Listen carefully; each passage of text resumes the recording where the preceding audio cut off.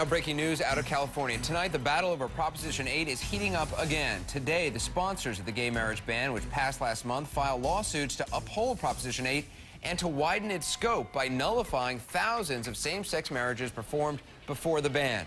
Ken Star, who you may remember led the investigation to former President Bill Clinton's affair with Monica Lewinsky, will argue the case for Proposition 8. Meantime, California's Attorney General Jerry Brown speaking out tonight just moments ago, calling on the California Supreme Court to strike down Proposition 8. As a state official, he's bound to uphold the law, which he personally opposes. All of this 6 days before Christmas. Senior legal analyst Jeffrey Toobin joins me. This was, as you said, the great unanswered question about Proposition 8. What would happen to those 18,000 or so who had already gotten married? Absolutely. And this is a very hard legal question. Anyone who says it's obvious is blowing smoke, because it is hard to know which way the court will go. Because Ken Starr's argument, which he filed today, is he said, look, Proposition 8 says that the only marriages recognized by California are those between a man and a woman. So even though these marriages were legal when they took place, they are no longer recognized. I mean, it's not a crazy argument. It has a certain appeal. But Jerry Brown and others say, look, if you are told by the state of California that you can get married, and you get married legally with the support of the state, it is a violation of your due process rights to just take that right away from you. Both good arguments. I don't know how the courts are going to handle it. Jerry Brown just spoke out a short time ago. He's the California Attorney General. Let's just play what he said. My job is to defend the law of the people, but that law also includes the Constitution itself.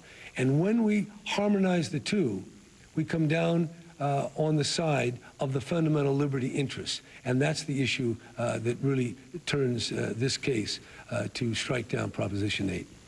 See, that's a different legal argument. There are two legal fights brewing. The one is what happens to the 16,000 marriages. What Jerry Brown is doing is trying to have Proposition 8 itself overturned, because his argument is that Proposition 8 was such a fundamental change in California's Constitution that it required a 2/3 vote. Because it was a rewriting of the Constitution. A rewriting of the Constitution. The supporters of Proposition 8 say no, it was just an amendment to the Constitution. But in order, my understanding for it to be an actual rewriting of the Constitution is that it has to change state procedures. Well, it has to change the existing rights under the Constitution. I mean, frankly, these categories are not all that clear. And frankly, I think that's a long shot argument, because the voters spoke.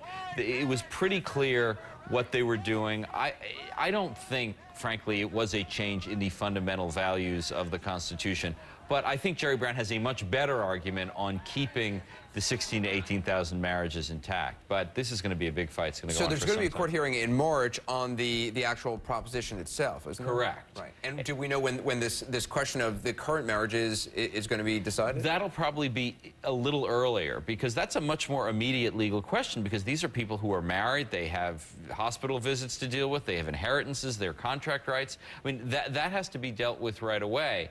That, I think, will be dealt with faster. We've never seen anything like this, having 18,000 people's marriages taken away from them. Never.